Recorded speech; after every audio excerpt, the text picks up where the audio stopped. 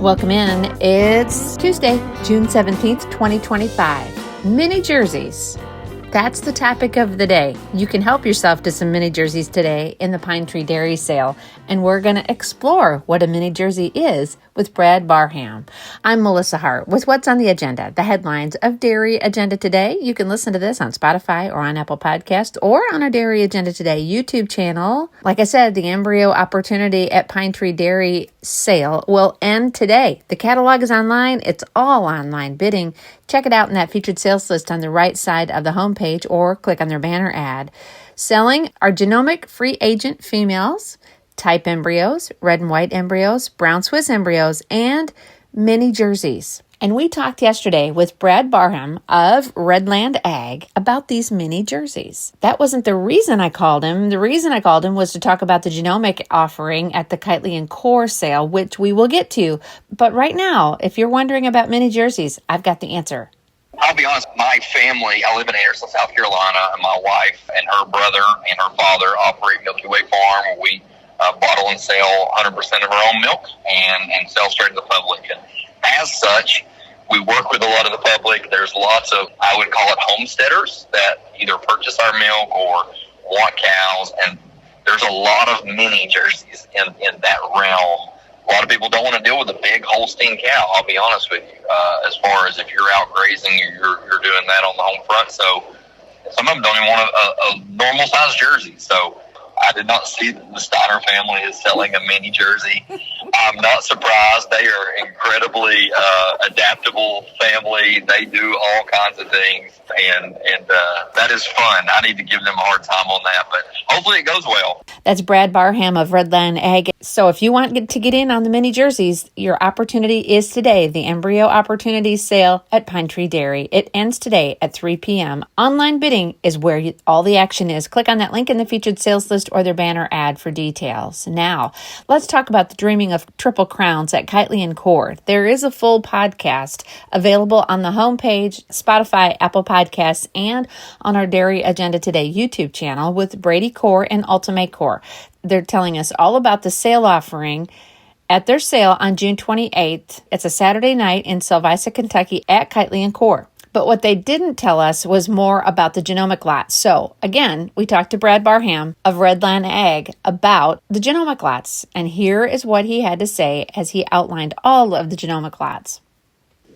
Thanks, Melissa. I appreciate you having me on. I'll start with that.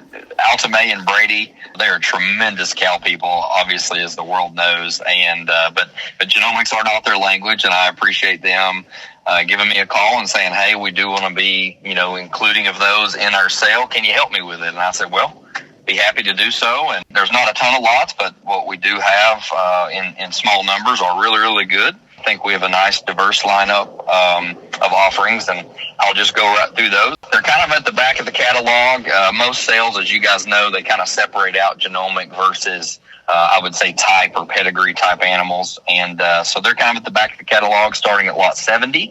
And I'll just go straight through them. We only have one whole animal. There's a substantial trend, particularly in the genomic world, of selling IVF sessions.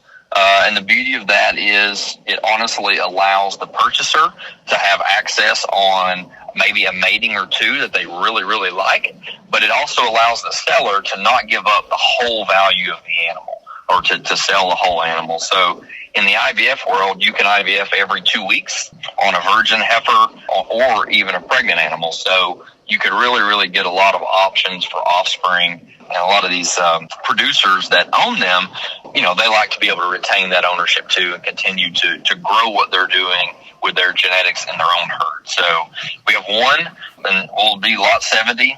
We are selling the whole animal. And that's from Albright Jerseys in Ohio. Tremendous Stroud daughter, actually number 133 in the breed. This was in the May rankings. That's when we did the catalog. So everything I'm quoting is the May rankings that come out monthly. Mm-hmm. But she's number 133 JPI and the number 2 JPI Stroud in the breed. Really a balanced profile. That's a lot of what I look for whenever I seek animals for IVFing or continuing to progress the breed in what we do. but really unique. And we'll have some pictures too. Joel sent me a picture of the dam, fresh again, beautiful young cow milking there at their robotic dairy in Ohio. Just a really, really good overall offering with some depth of pedigree as well. A couple generations of very good there, highly productive commercial cattle. So, Lot 70. All right. The rest of these will be IVF sessions in which you'll guarantee the buyer will get at least 8 grade 1 or grade 2 freezable embryos from whichever consignment they purchase. They pay for all the IVFing and fees and such. The consignor basically, gives them those rights until they make the 8 embryos. Now, the beauty of the way this is structured is you pay a fee, and if your donor makes 15 embryos, well, then your cost per embryo is lower, right? So I think a lot of the buyers really like that. The sellers are also really good with that. It gives upside to the purchaser as well. So that's the structure of these. I'll go right into Lot 71 from Legacy Dairy, the Fernandez family in Tipton, California. A really, really unique pedigree stack here. This would be an early Farva daughter out of a boss, and then backed by a chief with a second lactation record of 24,000 milk. So really, really nice commercial pedigree there. Multiple very good full sisters to the boss dam, which is also a good sign of highly productive animals. But the Farva herself is really, really high-ranking cheese merit and JPI. She's actually what I would call the number 1 JPI or cheese merit free agent Farva daughter. When I speak to free agent, that means it's not owned by Peak as well. As many know, a lot of the AI organizations have their own female program. So whenever I look through and try to find what does Peak not own in Farva daughters, because they bred Farva, this is her. Okay. So really unique opportunity. Very extreme health trait female, which is a thing that's trending in the Jersey breed to continue to promote the health. Low somatic cell, really good productive life, very extreme cheese merit. That's Lot 71. All right. Lot 72, it's actually an IVF choice from the Kasbergen family, California. It's also 2 Farva daughters, so falling in line right behind the legacy Farva. These 2 are very unique ones. One is actually polled. Lot 72A is a polled Farva, and she would actually be the number 6 overall polled JPI female in the entire breed. So really, really unique opportunity there to get into polled genetics. Very extreme health traits as well, all the way across the board on 72A.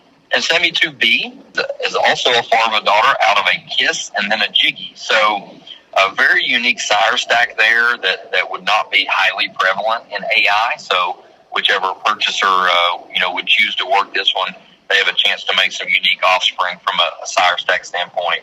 And she would be the number 181 overall JPI in the breed as well. So buyer gets to choose, do I want to go the polled route with also high JPI, or do I want to go the unique pedigree route? So the buyer at the time of the sale will choose which one they want IVF, and they'll move forward with that. So kind of a unique opportunity there from Kasbergens. Staying with Kasbergens, they're a really, really neat family. So they really, really enjoy the purebred side of it. JX-free, deep pedigree. I mean, they've been owners of the Jersey Jug winning cow, right? I mean, they're in the show world as well. So they like nice cattle in addition to really high productive commercial genetics. And this is a really cool one. So Lot 73 from Kasbergen is a purebred female. So there's been no JX in the pedigree ever. It's a purebred female out of a 94-point cow that we were going to call Crazeful.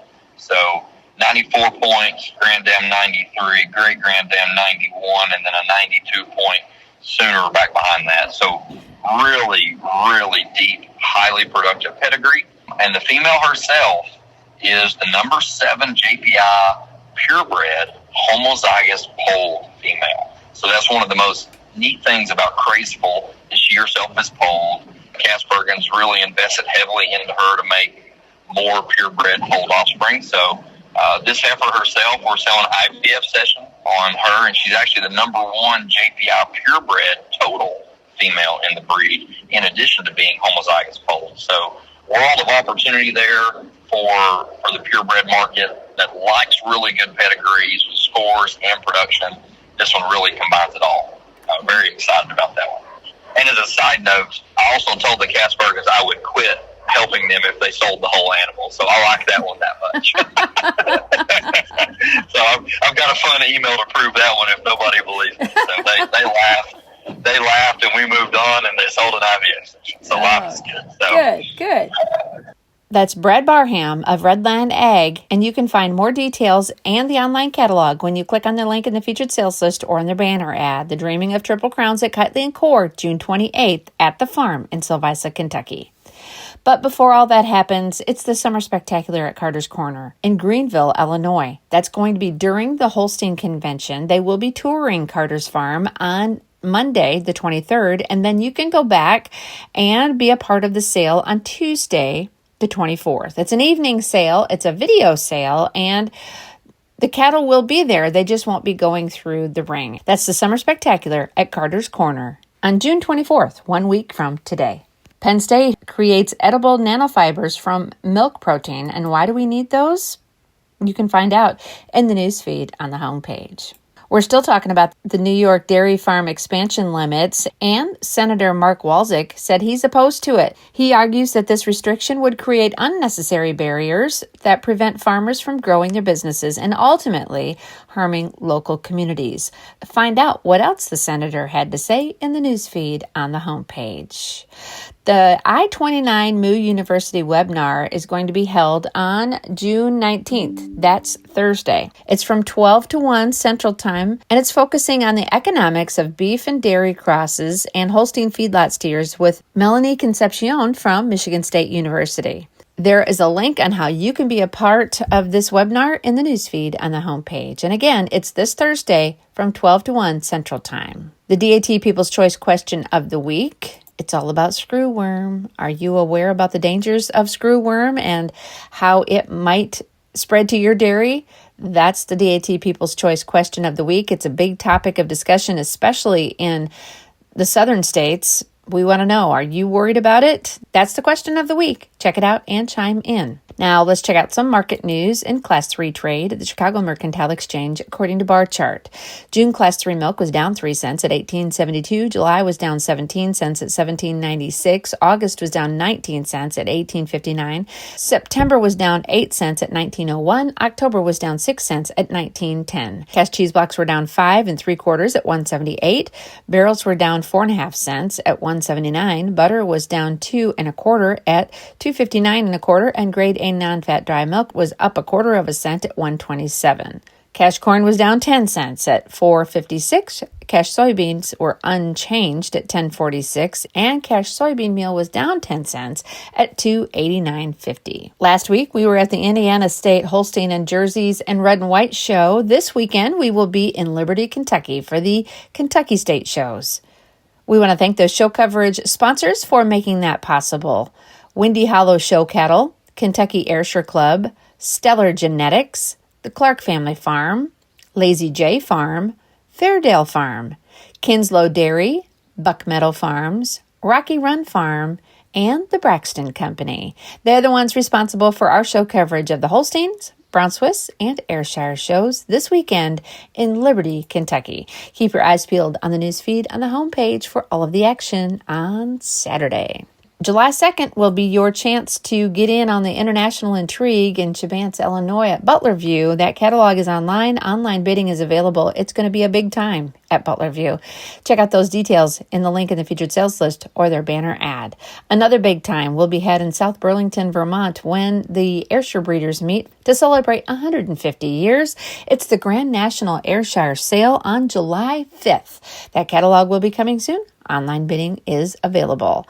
The Maryland State Sale will happen on July 14th. That's another great one that'll happen at Union Bridge. Click on that link in the featured sales list or the banner ad for details. The catalog will be coming soon.